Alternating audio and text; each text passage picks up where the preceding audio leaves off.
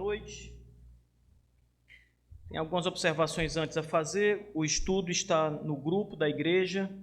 Ali vocês vão encontrar aula número 8, mas é porque eu esqueci de fazer a mudança aqui. É aula de número 9 e o título da aula é Cristo, o Profeta.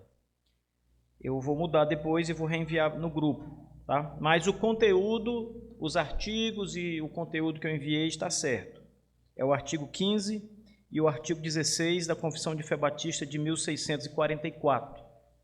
Hoje também não temos impresso o material. A nossa irmã viajou e eu não tive como enviar para ela na segunda-feira, porque o estudo não estava terminado. Só consegui finalizá-lo hoje e ela já tinha viajado, né? Então, de manhãzinha cedo, eu coloquei no grupo, às 8 horas da manhã, mas eu tive que vir também cedo aqui para a capital, nem tive como imprimir. Bom, hoje nós vamos tratar sobre um dos ofícios de Cristo, Cristo como profeta. Eu quero começar chamando a atenção para vocês, chamando a atenção de vocês, para o que a Confissão de Fé Batista faz aqui, a Confissão de 1644. Ela dá muita atenção ao papel de Cristo. Ela começa tratando do papel de Cristo como mediador, e ela vai gastar tempo, alguns artigos falando sobre isso. E na sequência, ela começa a falar dos ofícios que Cristo desempenha. Ela faz isso de maneira geral em um artigo, em 2 artigos que diga, e depois ela começa a fazer a cada 2 artigos trabalhando um dos ofícios de Cristo. O primeiro ofício que ela destaca no capítulo 15, no parágrafo 15 e 16, é o ofício de Cristo como profeta. Cristo é o profeta do seu povo. Então nós vamos ler aqui os 2 artigos e na sequência vamos então para a nossa exposição. Quanto a Cristo, artigo 15. Quanto a Cristo como profeta, isso é pelo que ele revelou perfeitamente toda a vontade de Deus, a partir do seio do Pai, aquilo que é necessário para os seus servos conhecerem, crerem e obedecerem. E, portanto, é chamado não apenas de um profeta e um mestre, e o apóstolo de nossa confissão, e mensageiro da aliança, mas também a própria sabedoria de Deus e os tesouros da sabedoria e da ciência. Artigo 16 diz: para que ele fosse tal profeta, assim, em todos os sentidos e de forma completa, era necessário que ele fosse Deus, e da mesma forma que ele também fosse homem, pois a menos que ele fosse Deus, ele jamais poderia ter compreendido perfeitamente a vontade de Deus. Nem ele seria capaz de revelá-la ao longo de todas as eras. E a menos que ele fosse homem, ele não poderia ter adequadamente desvelado em sua própria pessoa ao homem. Até aqui apenas. Depois nós temos os textos, prova da Escritura para os 2 artigos. Temos aqui uma sequência de passagens, algumas repetidas, que constam tanto no artigo 15 quanto no artigo 16. E eu tenho aqui, irmãos, os temas principais que eu separei para nós discutirmos essa noite. Primeiro, sobre essa revelação da vontade de Deus. A confissão vai dizer que somente Cristo poderia revelar essa vontade de Deus de maneira perfeita, e isso porque Ele é Deus Todo-Poderoso. Nós estudamos no começo dessas sequências de aulas que ninguém pode conhecer a Deus plenamente, porque Deus é grande demais para nós. Ele é eterno, é infinito, então ele não cabe em nenhum de nós, em nossas mentes. É impossível para qualquer um de nós sondar Deus em todas as coisas.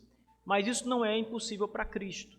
Então Cristo conhece plenamente Deus e conhece adequadamente a Deus. Por isso que ele precisa ser, ele e mais nenhum outro, ser o profeta do povo de Deus, porque não há nenhum profeta que se assemelhe a ele, nem mesmo os profetas do Antigo Testamento se assemelhavam a Cristo, eram adequados como Cristo.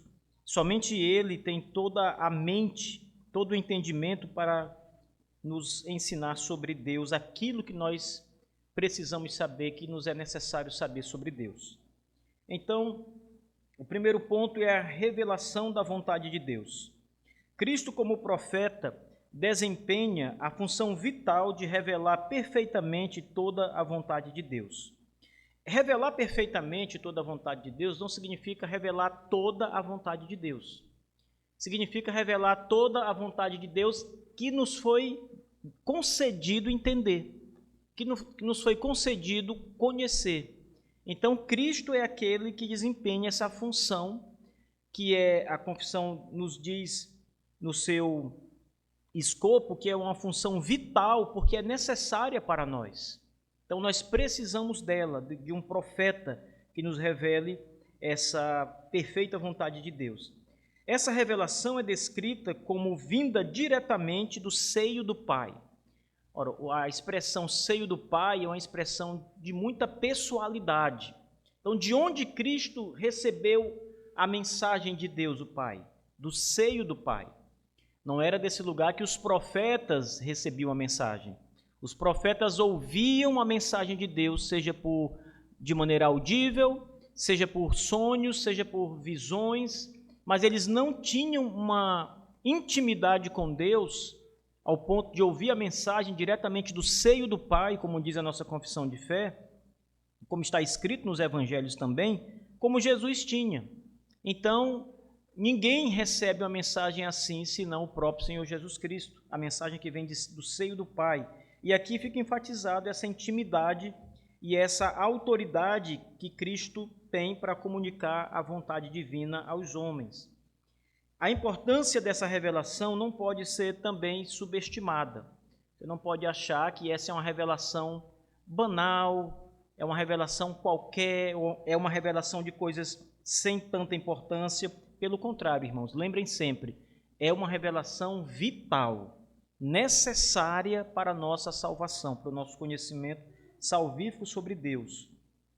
É através dessa revelação que os servos de Deus conhecem, creem e obedecem ao seu Criador. Então, se você não tiver uma mensagem, como você vai crer? Crer em quê? Se nenhuma mensagem foi falada. Como é que você vai conhecer o seu Criador se nada sobre ele foi dito? Então, essa revelação que Cristo recebe é a revelação que ele leva a nós, ao seu povo, e é essa revelação que nós precisamos crer, obedecer e amar, né? É uma revelação para ser amada também. Tem 3 pontos em destaque aqui nessa primeira parte. O primeiro deles é o conhecimento. Veja que o parágrafo termina nos dizendo que nós precisamos conhecer, crer e obedecer a essa revelação que Cristo nos dá. Então, o primeiro ponto é o conhecimento. A revelação de Cristo fornece conhecimento necessário. Essa palavra, irmãos, necessário, não é apenas uma retórica. Ela significa obrigatória. Então, esse conhecimento, ou essa revelação que nós temos de Cristo, ela é vital para nós, é obrigatória para que o homem seja salvo. Porque ninguém pode ser salvo a parte dessa mensagem, dessa revelação de Deus. Então, por isso que ela é necessária para nós. A revelação que Cristo fornece, conhecimento necessário sobre Deus e seus planos. Esse conhecimento é essencial para os crentes, pois sem ele seria impossível compreender a natureza de Deus, seus mandamentos, seu plano de salvação. Embora essa mensagem seja essencial e ela revele muito sobre Deus, ela nos fala sobre a natureza de Deus, sobre os planos de Deus. Lembrem sempre que ela não é uma mensagem exaustiva da parte de Deus. Ela é uma mensagem limitada, porque nós somos limitados na nossa capacidade de compreender, de absorver. Então, apesar de ser Cristo e Cristo ser Deus, a mensagem que ele recebe para nos entregar não é uma mensagem completa sobre Deus. É uma mensagem necessária sobre Deus, mas ainda assim uma mensagem incompleta. O que nós aprendemos sobre Deus, eu poderia fazer perguntas a vocês sobre Deus e vocês iam me responder muitas coisas corretas sobre Deus. Mas ainda assim nós não chegaríamos perto do âmago de Deus, de falar com mais propriedade sobre Deus, porque nós não conseguimos alcançar tudo que Deus é. Nós só conseguimos chegar até onde a revelação nos leva. A partir do momento em que a revelação cessa, o nosso conhecimento cessa também sobre Deus. Então há algo de Deus que não foi revelado para nós, que nós não sabemos sobre Deus e nunca vamos saber, porque não há revelação. Deus é maior do que o que está revelado sobre ele. E os planos de Deus? Quem pode saber tudo sobre os planos de Deus? Aqui, o texto da confissão nos esclarece que essa mensagem, esse conhecimento que essa mensagem fornece, nos faz entender muito do plano de Deus, mas não tudo. Então, quem pode entender, por exemplo, por que tal e tal coisa aconteceu? Todas as coisas fazem parte do plano de Deus, ok. Mas por que aconteceu o desastre do Rio Grande do Sul, por exemplo? Vamos pensar nisso porque aconteceu há pouco tempo, ainda está acontecendo, na verdade. Aí eu vi muita gente falar, dizendo que é Deus castigando o Rio Grande do Sul. Eu vi muita gente dizer que é porque o Rio Grande do Sul tem muita macumbaria, e tem mesmo, é o estado do Brasil que mais há macumbaria. Mas será que é por isso que Deus trouxe aquele castigo? Quem pode afirmar que é por isso? Não há uma revelação bíblica nos dizendo isso, mas Deus sabe por que ele enviou aquele juízo. Nós não sabemos. Nós podemos conjecturar, o que é diferente de afirmar com precisão. Então, nós não sabemos exatamente por que isso aconteceu. Veja, no Evangelho de João, capítulo 8, verso 18, diz assim: ninguém jamais viu a Deus. O Deus unigênito que está no seio do Pai é quem o revelou. E essa passagem do Evangelho de João, ela sublinha que Cristo, estando em íntima comunhão com o Pai, tem autoridade exclusiva para revelar Deus aos homens. Então, somente aquele que está no seio do Pai, como diz aqui o Evangelho, ele foi quem revelou o Pai, os planos do Pai, tudo que nós sabemos sobre Deus. Foi Cristo Jesus. E quem tem uma revelação melhor do que essa? Quem está mais perto do Pai do que o Filho unigênito, o Deus unigênito? Ninguém, irmãos. Então, a revelação que nós temos é a revelação que vem direto de Deus, pelo Filho de Deus, por aquele que está no seio do Pai, e ela é uma revelação crucial para a nossa salvação, para o nosso conhecimento correto sobre Deus e para as coisas de Deus. Apesar dessa revelação maravilhosa, lembrem disso, ela é incompleta. Ela é completa porque Deus quis revelar tudo que Ele quis revelar, então ela é completa nesse sentido. Mas ela é incompleta porque Ele não revelou tudo sobre Ele. Ele quis revelar uma parte sobre Ele, uma parte sobre os planos dEle, e esse conhecimento que Ele nos dá é suficiente para nós. É o conhecimento que é necessário para nós, diz a confissão. Em segundo lugar, essa revelação precisa ser crida por nós. Você precisa crer na revelação de Deus. Além do conhecimento, a revelação de Cristo é fundamental para a fé. Os crentes são chamados a confiar naquilo que Cristo revelou sobre Deus. Mais uma vez, irmãos, nós escutamos muitas pessoas falando muitas coisas sobre Deus. Muita coisa sobre Deus. E as pessoas, às vezes, não creem naquela revelação de Deus que veio do Filho unigênito. Elas creem numa revelação que veio de uma outra pessoa, elas creem numa revelação que uma outra religião traz, que nada tem a ver com a fé cristã. Elas creem no Espiritismo, naquilo que o Espiritismo diz sobre Deus, mas naquilo que o Filho de Deus, que está no seio do Pai, naquilo que Ele revelou, as pessoas não creem. Geralmente, elas recusam essa revelação para buscar uma outra revelação que lhe agrada mais. Isso é fato também. João capítulo 12, versículos 49 ao 50, diz: porque eu não falei por mim mesmo, mas o Pai que me enviou, esse me deu mandamento sobre o que dizer e o que falar. E eu sei que o seu mandamento é a vida eterna. As coisas, pois, que eu falo, falo-as como o Pai me tem dito. Então, tudo que Cristo nos diz é aquilo que ele ouviu do Pai, diretamente do seu Pai. E a nossa fé cristã, ela está baseada nessa confiança que nós temos nas palavras de Jesus, que elas são verdadeiras e elas refletem a vontade de Deus para nós. Em outras palavras, nós temos uma revelação que vem por meio de Cristo e nós precisamos crer nessa revelação que nos foi dada por meio de Cristo.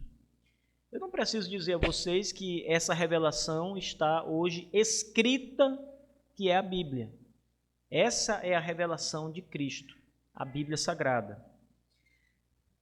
E essa revelação que precisa ser conhecida e crida também precisa ser obedecida por nós. A obediência também faz parte dessa tríade aqui que nós aprendemos. A revelação de Cristo não é apenas para ser conhecida e nem apenas para ser crida, mas também para ser obedecida.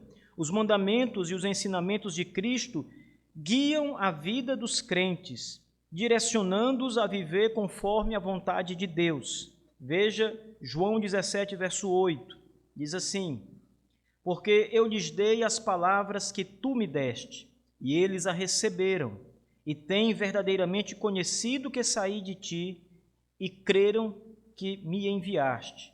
Então, a obediência a esses ensinamentos de Cristo é uma expressão de fé da nossa parte. E é uma expressão que nós conhecemos o que nos foi revelado e cremos no que nos foi revelado. E como cremos, nós obedecemos aquilo que nos foi revelado da parte de Deus. Então, irmãos, Cristo trouxe uma mensagem. Essa mensagem nos deu conhecimento sobre Deus e o seu plano redentor. Essa mensagem precisa ser crida. Essa mensagem precisa ser obedecida por todos nós.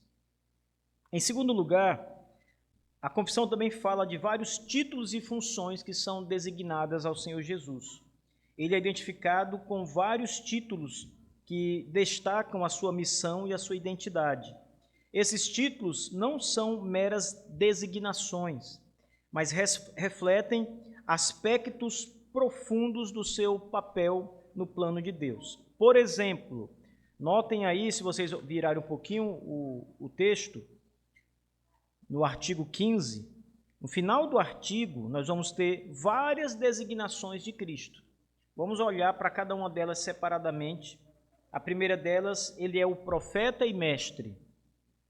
Como profeta, Cristo é o portador da mensagem divina. É a única coisa que um profeta, na verdade, faz, é falar a palavra de Deus. O profeta diz aquilo que Deus disse para ele falar. Em Deuteronômio 18, verso 15, está escrito: o Senhor teu Deus te levantará um profeta no meio de ti e dos teus irmãos, semelhante a mim. A ele ouvireis. E como mestre, o profeta aqui, que Moisés está se referindo, é uma profecia sobre o Messias, sobre Cristo. E como mestre do povo de Deus, Jesus instrui seus seguidores nos caminhos de Deus. Mateus capítulo 23 diz: nem sereis chamados mestres, porque um só é o vosso mestre, a saber, Cristo. Então, esses ofícios aqui apresentados, essas designações de profeta e mestre, nos mostram que ele é o sumo profeta, ele é o sumo mestre. Nós temos outros mestres humanos, servos de Deus, que retransmitem a mensagem de Deus, mas nenhum dos mestres humanos, dos pastores, pode ser comparado ao Supremo Senhor e Mestre, que é Cristo Jesus, o Rabi de Israel. Ele também é chamado na confissão de apóstolo da nossa confissão. Esse título se encontra em Hebreus 3, verso 1, e ele realça Cristo como sendo o enviado de Deus, aquele que traz a mensagem da salvação e de reconciliação com Deus. Está escrito: por isso, irmãos santos, participantes da vocação celestial, considerai Jesus Cristo apóstolo e sumo sacerdote da nossa confissão. A confissão aqui é a nossa fé nele, a nossa fé baseada nele. Então, Cristo também é designado na confissão como o apóstolo da nossa confissão. ele é chamado de mensageiro da aliança. Malaquias 3, verso 1 diz: Eis que eu envio o meu mensageiro, que preparará o caminho diante de mim. E de repente virá o seu tempo o Senhor, a quem vós buscais, o anjo da aliança, a quem vós desejais. Eis que vem, diz o Senhor dos exércitos. E aqui, em Malaquias, Cristo é visto como aquele que estabelece essa nova aliança entre Deus e o homem, cumprindo as promessas que estavam apresentadas no Antigo Testamento desde Gênesis 3. Ele é o anjo da aliança, né? Ele é o cabeça da aliança, da nova aliança, aliança da graça, o pacto da graça. Ele também é chamado na confissão de a sabedoria de Deus. 1 Coríntios 1, verso 24, identifica Cristo como sendo a própria sabedoria de Deus. Está escrito: mas para os que são chamados, tanto judeus como gregos, pregamos a Cristo, poder de Deus e sabedoria de Deus. Então, isso indica que em Cristo se encontra toda a sabedoria que é necessária para a vida e para a nossa piedade. E ele é chamado ainda de tesouros da sabedoria e da ciência. Colossenses 2, verso 3. Em que estão escondidos, ou seja, nele, em Cristo, estão escondidos todos os tesouros da sabedoria e da ciência. Cristo é a fonte última de todo conhecimento verdadeiro, revelando os mistérios de Deus aos crentes. Assim, o artigo 15, quando ele começa mostrando que Cristo é o profeta do povo de Deus, que veio trazer conhecimento para Deus, conhecimento sobre Deus, sobre o plano de Deus, ele termina mostrando que tudo de fato converge em Cristo. Todas essas designações que são dadas a ele são pertinentes. Ele é o profeta, o mestre, o apóstolo da nossa confissão, o mensageiro da aliança, ele é a sabedoria de Deus, e nele estão todos os tesouros da sabedoria e da ciência. Tudo está nele, tudo se concentra em nosso Senhor Jesus Cristo. A confissão de fé batista, irmãos, ela é muito cristológica. Eu falei para vocês, acho que na última aula, que o segundo tema mais abordado na nossa confissão é a cristologia. Então, dos 53 artigos, os 52 artigos que a confissão apresenta, cerca de mais de 30% é sobre Cristo, só cristologia. Então, há muito espaço aqui que os nossos pais batistas deram para falar sobre o Senhor Jesus, sobre essa majestade do nosso Senhor Jesus Cristo. Agora vamos voltar um pouquinho o nosso olhar para o artigo 16 e ver aqui o que se fala sobre ele. Primeiro, a necessidade que nós temos de Cristo ser Deus. Então, como profeta, ele é aquele que leva a palavra de Deus, né? Mas ele também é o próprio Deus, e é necessário que Cristo seja o próprio Deus para ser um profeta perfeito, né?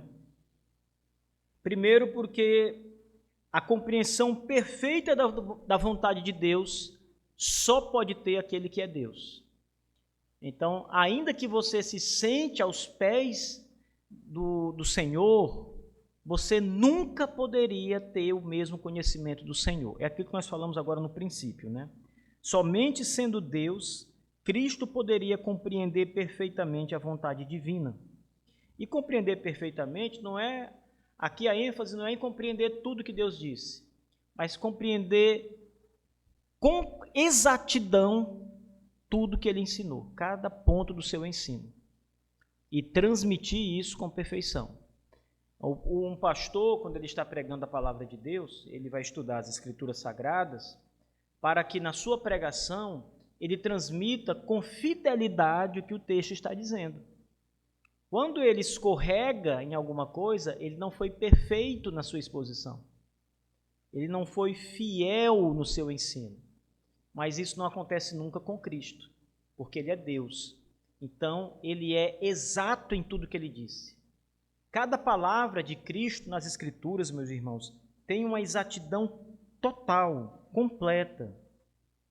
A natureza divina de Cristo garante que ele possui o conhecimento completo e infinito de todos os aspectos do plano de Deus. É por isso que nós temos segurança em Cristo, porque ele é Deus e tudo que ele diz é perfeito, tudo que ele diz é certo. Nós não vamos duvidar, questionar as palavras do Senhor Jesus, porque ele é Deus, ele ensinou com total exatidão todas as coisas. Sem essa natureza divina, Cristo estaria limitado em sua compreensão, seria como nós. Ele seria apenas um homem. Então, a capacidade dele de aprender o que Deus disse seria como a nossa capacidade, limitada, falha, porque às vezes alguém está nos ensinando algo que você entende errado, não é? Você acha que entendeu certo, mas você entendeu tudo errado. E às vezes você nem entende. A pessoa está te explicando e você, eu não estou entendendo, eu não estou compreendendo. E fica naquele dilema. Então, isso jamais poderia acontecer com Cristo, a menos que ele não fosse Deus. Se ele fosse somente homem, seria como nós, e como nós, esse entendimento seria falho. Ele estaria limitado, ele estaria sujeito ao erro. Portanto, ele seria incapaz de revelar plenamente a vontade de Deus. Mais uma vez, João 1, verso 18. Ninguém jamais viu a Deus. O Deus unigênito que está no seio do Pai é quem o revelou. Então veja quem revela Deus aos homens. O Deus unigênito, que é o Filho de Deus, que é Jesus Cristo. Ele revelou Deus o Pai. O Deus Filho revela o Deus Pai para os homens. E essa revelação é perfeita. Então, essa passagem ela destaca que somente alguém com a mesma essência divina poderia conhecer e revelar Deus de maneira perfeita. Aqui também nós encontramos a revelação eterna. Sendo Deus, Cristo é eterno e, portanto, a sua revelação não está restrita a um período específico da história. Então, se nós fôssemos revelar alguma coisa, a nossa revelação ela estaria limitada a esse tempo, o tempo que nós vivemos, que nós vemos as coisas, que nós podemos ali fazer alguma análise, entregar alguma coisa. Mas Cristo, sendo Deus e sendo eterno, ele cobre todo o tempo. Nada no mundo ou fora do mundo, por ele ser eterno, está ausente dele, né? Ele pode revelar a vontade de Deus de maneira contínua e de maneira atemporal, aplicável a todas as eras e gerações. Isso aqui é muito interessante, irmãos, porque se a gente for pensar na questão cultural, nós temos os nossos hábitos, a nossa cultura, a nossa maneira de viver, de entender as coisas. Isso é diferente, por exemplo, de um japonês, é diferente de um índio, de uma pessoa que mora numa aldeia africana, até mesmo de pessoas que moram em países mais civilizados, mas eles têm seus próprios hábitos e culturas. Isso tudo é diferente. Mas veja, eu não estou falando de tempo, estou falando só desse mesmo período de tempo, mas de culturas diferentes. Mas Deus, quando a palavra é pregada, irmãos, ele revela-se plenamente para as pessoas de todas as culturas, de maneira que a revelação de Cristo ela é entendida por todas as culturas diferentes, por pessoas que estão com a nossa mesma disposição mental ou com pessoas que estão com disposições mentais diferentes, porque têm culturas diferentes. Mas ainda assim, Cristo revela essa verdade sublime a todas elas. E em todas as épocas, não só nessa época agora que nós estamos. Essa característica de Jesus ela é crucial para a consistência e para a permanência da mensagem divina. Porque se não fosse assim, se Cristo tivesse limitado a uma época, a uma era, a uma linguagem, a uma cultura, como é que o evangelho seria dissipado, seria expandido? Como é que o evangelho alcançaria gerações, culturas? Isso seria impossível. Mas só é possível porque Cristo não está limitado a isso como nós estamos. Em Hebreus 13, verso 8, nós lemos: Jesus Cristo é o mesmo ontem, hoje e para sempre. E isso enfatiza essa natureza imutável de Cristo e a sua capacidade de ser uma fonte constante de revelação divina. E temos ainda a questão da autoridade de Jesus Cristo, que é uma autoridade divina. A divindade de Cristo confere a ele a autoridade necessária para falar em nome de Deus. Veja, embora os profetas falassem em nome de Deus, nenhum deles falou como Cristo falou. Nenhum deles. Porque, mais uma vez, Cristo é Deus. Ele está no seio de Deus. Então, perceba as diferenças com o profeta humano. O profeta humano é pecador, sobretudo. Ele tem suas próprias falhas, ele carrega uma natureza caída. Cristo não. Então, ele tem autoridade e competência para ser esse mensageiro maravilhoso. As suas palavras e as suas ações não são meras opiniões humanas, mas carregam o peso da autoridade do próprio Deus. E isso, para nós cristãos, é essencial. Cristo ser Deus e ter a autoridade de Deus para falar com o seu povo. Em Mateus 28, verso 18, Jesus declara: toda autoridade me foi dada no céu e na terra. E essa autoridade absoluta que Cristo tem, toda autoridade é derivada da sua natureza divina. Em quarto lugar, a necessidade de Cristo ser homem. Já vimos que ele tem que ser Deus, mas ele também tem que ser homem, para que seja perfeito representante, perfeito cabeça federal. Além de ser Deus, era igualmente necessário que Cristo fosse homem para que ele pudesse cumprir adequadamente seu papel como profeta. E a natureza humana de Cristo é vital por várias razões. Vamos ver as razões apresentadas. Primeiro, a revelação pessoal e tangível. Tangível é isso aqui, ó. Você pode pegar, tocar, sentir.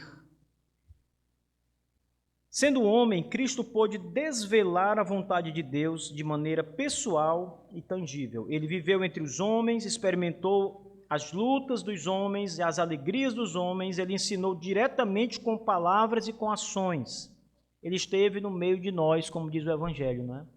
Então ele viu exatamente como nós vivemos. Ele viveu, ele não apenas viu, mas ele viveu exatamente como nós vivemos. Sob as mesmas condições, limitado ao mesmo corpo, o corpo humano, sujeito às mesmas coisas, com exceção do pecado.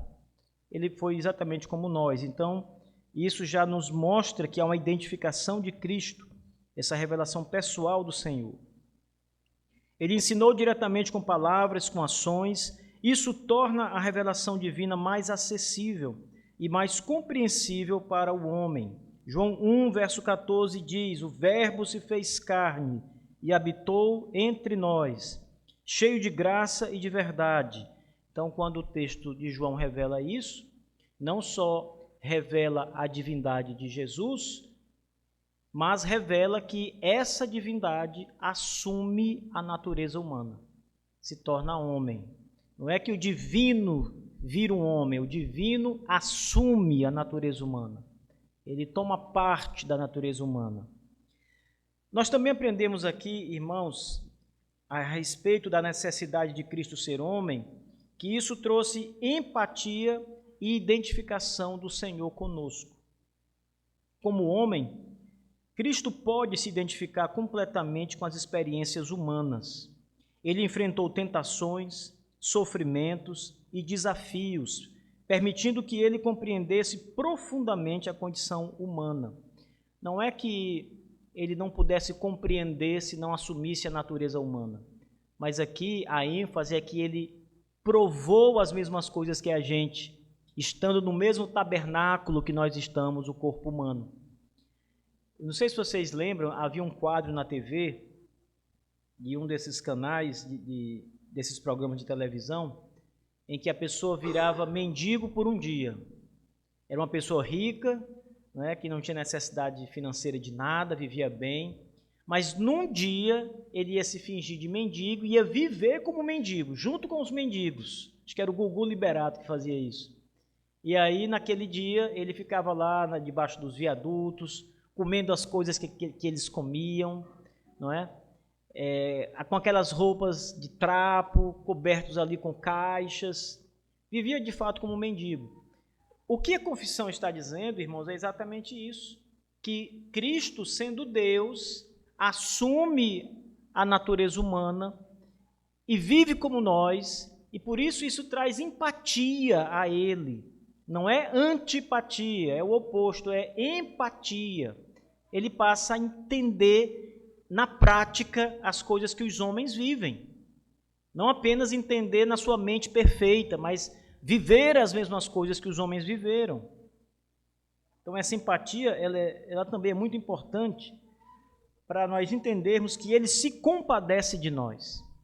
Quando nós mostramos que Cristo sente as dores que nós sentimos e que Ele entende o sofrimento que nós passamos, é porque Ele viveu estas coisas e Ele sabe exatamente, na prática, na experiência, o que é passar por isso, o que é viver assim. Então, por isso a necessidade de alguém que de fato se compadece de nós por viver como nós vivemos, por se fazer homem. Hebreus 4, verso 5 diz: porque não temos sumo sacerdote que não possa compadecer-se das nossas fraquezas. Antes foi ele tentado em todas as coisas, a nossa semelhança, mas sem pecado. Então, a humanidade de Jesus Cristo permite que ele se relacione emocionalmente com os homens por causa dessa palavra maravilhosa de João 1, o Verbo se fez carne. E feito carne, ele habita no nosso meio como nós, vive como nós. Temos também o exemplo de vida do nosso Senhor Jesus a ser seguido. Então, aquele que se fez homem é digno de ser imitado em sua vida humana. Eu fico pensando, às vezes, algumas passagens como, por exemplo, sede santos como eu sou santo, e outras mais semelhantes a essa, em que as pessoas dizem, olha, é impossível ser assim, porque quem é que vai ser santo como Deus? Mas essas palavras, irmãos, quando ditas por Jesus Cristo, ou por algum apóstolo em relação a Cristo, elas simplesmente apontam que nós devemos seguir o exemplo de Cristo, homem. Como ele viveu na terra, qual foi o seu procedimento na terra. Ele amou as pessoas, ele estendeu sua mão para ajudar, ele se compadecia. É assim que nós devemos viver, não é ter o poder divino de Cristo, ser santo, plenamente santo como Cristo é, sem pecado. Isso é impossível para qualquer ser humano, para qualquer anjo, qualquer outro ser, a não ser o próprio Deus. Então, o exemplo de vida de Cristo como homem serve como exemplo perfeito para todos os crentes. Ele não apenas ensinou sobre a vontade de Deus, mas também demonstrou como viver de acordo com ela através das suas ações. Então, nós temos ali um modelo de homem que obedeceu à lei de Deus e viveu plenamente os mandamentos do Senhor. Então, aquilo que para nós é impossível, você não vai conseguir ver em nenhum outro homem um exemplo perfeito, mas em Cristo há um exemplo perfeito, um exemplo de vida, de como ser homem na terra. Ele é o exemplo perfeito. Se nós vamos seguir alguém, irmãos, não devemos seguir Paulo. Na verdade, quando Paulo diz, sede meus imitadores, ele já estava imitando alguém, Cristo. Sede meus imitadores como eu sou de Cristo. Cristo é o exemplo a ser seguido, para nós e para qualquer outra pessoa. 1 Pedro 2,21. Cristo sofreu por vós, deixando-vos exemplo, para que sigais os seus passos. A vida de Cristo é um modelo a ser seguido por cada um de nós, todos nós. E finalmente, irmãos, temos aqui a integração das naturezas do Senhor, a natureza divina e a natureza humana. A união das naturezas divina e humana de Cristo é fundamental para entender como ele pôde ser um profeta completo e perfeito. Ele, por um lado, é perfeito porque era Deus, mas por outro lado, se ele fosse apenas Deus, ele não seria um profeta perfeito, porque um profeta precisa ser homem. Então ele é perfeito porque é Deus e é homem. Ele é o profeta perfeito, na verdade. Essa união é conhecida como doutrina da união hipostática, uma palavrinha grega que significa que as duas naturezas de Jesus Cristo estão unidas numa só pessoa. Cristo não é duas pessoas. Ele tem duas naturezas, mas as duas naturezas, a humana e a divina, se unem em uma só pessoa. Essa doutrina é a união hipostática das duas naturezas. Ela afirma que Cristo é plenamente Deus e plenamente homem em uma só pessoa. A revelação completa e equilibrada do nosso Senhor Jesus por causa dessa doutrina da união hipostática de Cristo. A união das duas naturezas em Cristo permite que ele revele a vontade de Deus de maneira completa e equilibrada. Sua natureza divina garante a perfeição e a autoridade da revelação, enquanto que a sua natureza humana garante que essa revelação seja acessível e compreensível para os seres humanos. Essa integração é descrita lá em Colossenses 2, verso 9. Lá está escrito: porque nele habita corporalmente toda a plenitude da divindade, em Cristo Jesus, o nosso Senhor. Também sobre a mediação eficaz. Mais uma vez, as duas naturezas são importantes aqui para entendermos esse ponto. Cristo, sendo tanto Deus quanto homem, serve como mediador perfeito entre Deus e a humanidade. Ele pode representar Deus aos homens e os homens a Deus, facilitando uma relação profunda e significativa entre os dois lados, entre os homens e Deus. Ora, lá em Timóteo, irmãos, está escrito, capítulo 2, verso 5, 1 Timóteo, porque há um só Deus e há um só mediador entre Deus e os homens, Cristo Jesus, homem. E essa mediação, ela é simplesmente indispensável para nós. Se não houver essa mediação, não haveria acesso a Deus, o Pai, da nossa parte. E por último, a redenção e a revelação por meio das duas naturezas. A natureza dual de Cristo é essencial não apenas para a revelação, mas também para a redenção. Como Deus, ele tem o poder de salvar, e como homem, ele pode se oferecer como sacrifício substitutivo. Quem vai para a cruz do Calvário? Se eu fizesse essa pergunta para vocês, uma pergunta de seminário, pergunta teológica. Quem foi pregado na cruz do Calvário?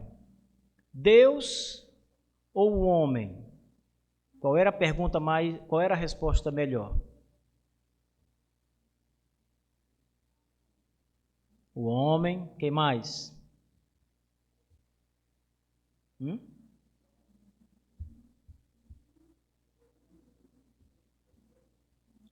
Diga aí, seminarista. Seminarista não, então não pode rebaixar mais não, né? Como é? A resposta é essa aí. A pessoa de Cristo. Então, Deus não morre, nós sabemos disso. É o homem quem morre. Mas a união das duas naturezas, ela garante que essa pessoa tem duas naturezas que são inseparáveis. As naturezas nunca se separam no nosso Senhor. Há, claro, um mistério na união hipostática, a união das duas naturezas, mas ela é revelada nas Escrituras Sagradas. O mais correto e teologicamente aceitável é você dizer que na cruz do Calvário a pessoa do nosso Senhor Jesus Cristo morreu. Quando você diz assim, o Senhor Jesus morreu, subentende-se que a pessoa do Senhor Jesus morreu. Então a resposta está certa. Mas você não pode dizer que foi só o homem que morreu ali na cruz do Calvário, que o homem estava separado da natureza divina. Entende? Você não pode dizer que houve uma separação das naturezas. Não há essa separação das naturezas. O homem morre, mas não se separa da natureza divina nunca. Porque a união hipostática garante que essas duas naturezas são inseparáveis na pessoa do nosso Redentor, Jesus Cristo. O que tem? Ela também não morre.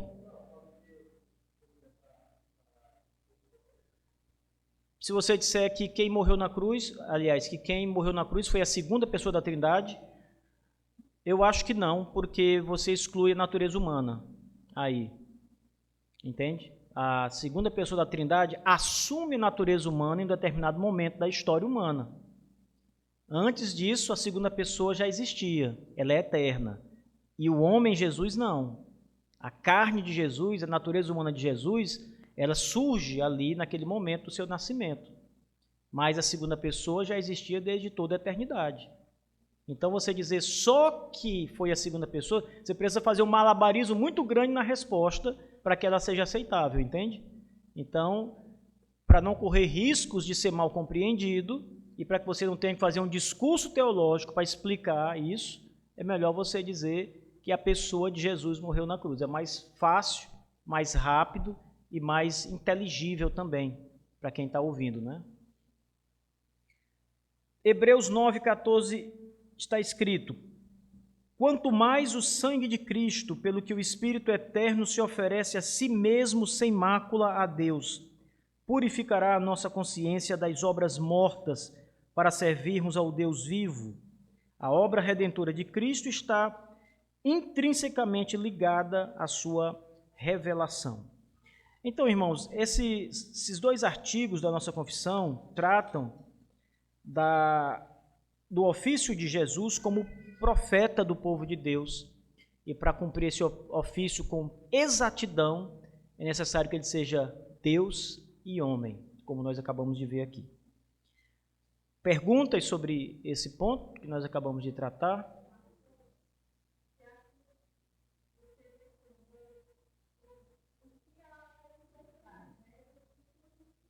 Uhum.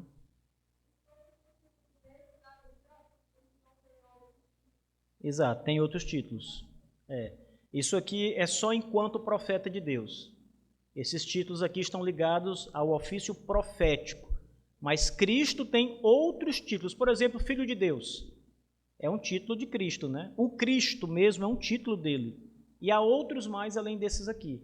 Filho do Homem é também um título, né?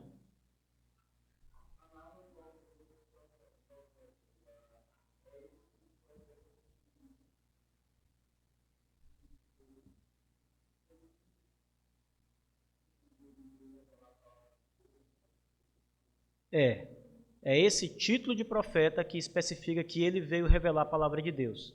Então, quando Jesus é referido como aquele que trouxe a verdade de Deus, você tem que entender que ali ele é o profeta de Deus. Mesmo que o termo não apareça, ele é subentendido. Cristo é o profeta de Deus. O que um profeta faz? Fala a palavra de Deus. Qualquer profeta. No Antigo Testamento, os profetas falavam a palavra de Deus. A diferença é que Cristo é superior a todo profeta que é meramente homem, pelas as colocações que eu fiz aqui. Ele não tem pecado, os profetas humanos têm pecado, ele é Deus, ele compreende plenamente a revelação, os profetas não compreendem.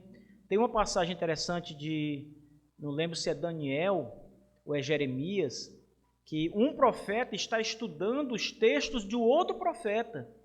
E ele diz, então, enquanto eu estudava o que escreveu tal profeta, Daniel mesmo, né? Ele diz, então, eis que compreendi. Veja, ele não tinha entendido até então. Mas esse problema não acontece com Cristo, porque ele é Deus, então não há problema de compreensão. Ele recebe a revelação do Pai, ele está no seio do Pai, e revela com exatidão, com perfeição, sem confusão, tudo que Deus disse a ele. Ok? Perguntas, irmãos, ainda? Sobre esse ponto? Douglas?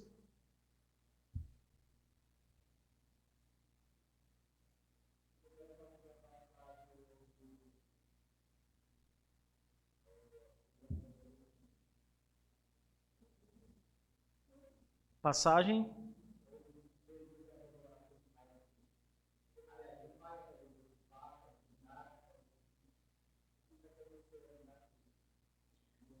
A divindade nunca sai de Cristo, ele não seria Deus, ele deixaria de ser Deus. Então, a expressão não deve ser entendida dessa forma, né? Pai, por que me abandonaste? Abandonar não é deixar, não é sair dele, digamos assim, como se a ousia divina, a essência divina, pudesse sair dele e ele deixar de ser Deus. Não é isso, né? Ali é porque Cristo carregava os pecados do seu povo. E ali então vinha o castigo, a morte sobre ele. É neste sentido. A ira de Deus está caindo sobre ele. Esse é o sentido do abandono ali. Não é de deixar de ser Deus. Não é uma ruptura com a divindade. Ele não pode deixar de ser Deus. Então, mais uma vez, a união hipostática das duas naturezas, ela vai dizer exatamente isso, que é impossível que uma natureza abandone a outra, né? Se separe da outra. Não há como se separar. Ele nunca deixa de ser Deus, nunca deixou de ser Deus. Nem quando morreu ele deixou de ser Deus. Jamais deixa de ser Deus.